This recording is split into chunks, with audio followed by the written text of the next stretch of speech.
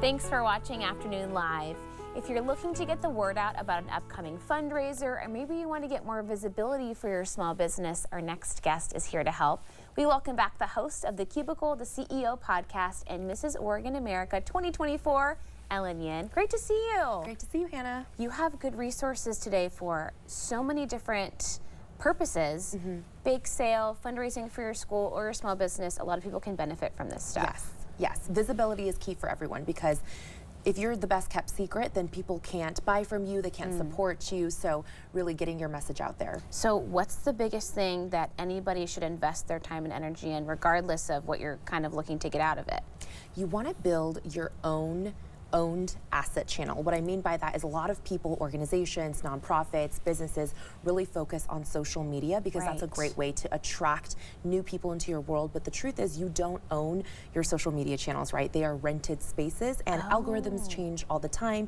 Your account can be disabled for any number of reasons. So you really want to focus on an owned channel like email, where you actually own all of the contacts on your list, and no algorithm can decide what percentage of your community actually sees the message that you put out there. When you send an email, assuming you keep a healthy delivery rate, you're able to reach every single one of your contacts every single time. Well, and think about all the things that I scroll past on social every single day. Even if it's something that might pique my interest, once it's off my screen, I've forgotten about it. But my emails are going to be there, and I'm going to go back and check in and make sure I've ticked every box. I'm going to clean out my inbox, so I'm going to get to it eventually. Well, and some other media features, newer things that people might not consider to spend some time investing in as well, like a podcast? Yes. So I know it seems like these days everyone and their mom has a podcast, but you know what? Podcasting really is the most underrated way to leverage a form of visibility that I call borrowed traffic, which essentially just means getting in front of other people's already established audiences and communities that are centered around a common interest that maybe your organization or your mission serves. And so when you're thinking about podcast guesting, what's really cool to know is that each week more Americans listen to podcasts than watch Netflix, which isn't that a little bit mind-blowing? That's big. It's big. It's a huge emerging media channel, and it's so key to be able to get in front of the right decision makers, the right customers or potential collaborators, and podcast guesting is a great way to do that. What about people who might be nervous to kind of put their own voice out there? It's not easy to, be eloquent and elaborate in the moment on the thing that you're so passionate about. You're so good at it. Oh, thank you. But what advice would you give to other people who might be nervous about taking that step?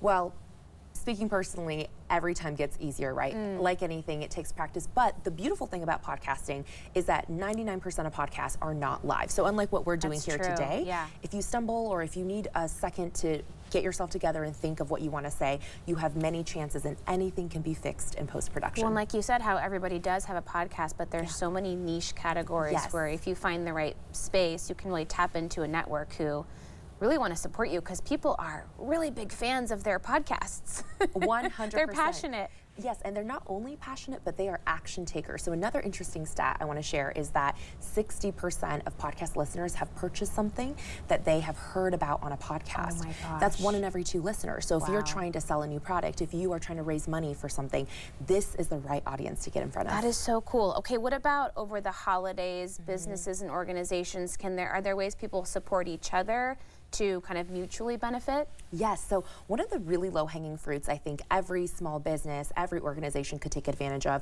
and this is actually going back to social media, is if you already use social media as a way to reach your community, the best way to cross-pollinate is actually to create collaborator posts. So Instagram has this awesome feature now where you can add up to 5 different accounts as a collaborator on your post, which means, let's say that you decide to do maybe like your street on a certain section of town, you all decide to come together and do some sort of week-wide discount in your stores.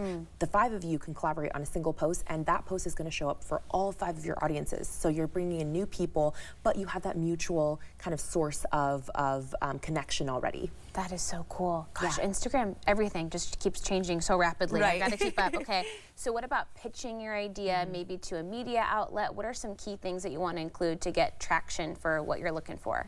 You always want to start with what's in it for them. And when I say them, I mean ultimately every media outlet exists to serve their audience, right? Their viewers, their listeners. So you want to think about what is most relevant the easiest way to actually get into the media is to pitch a story that is centered around a topic that the media is already talking about. So definitely researching what's trending, what's happening in the world, what is coming up in terms of timeliness, in terms of a calendar like the holidays, right? And so pitching something that's relevant is super important. Also, offering your unique perspective or a story idea, specific story idea, attach that. Because it's not enough just to say, oh, the holidays are coming up and here's something holiday related. You want to add your own unique spin to that.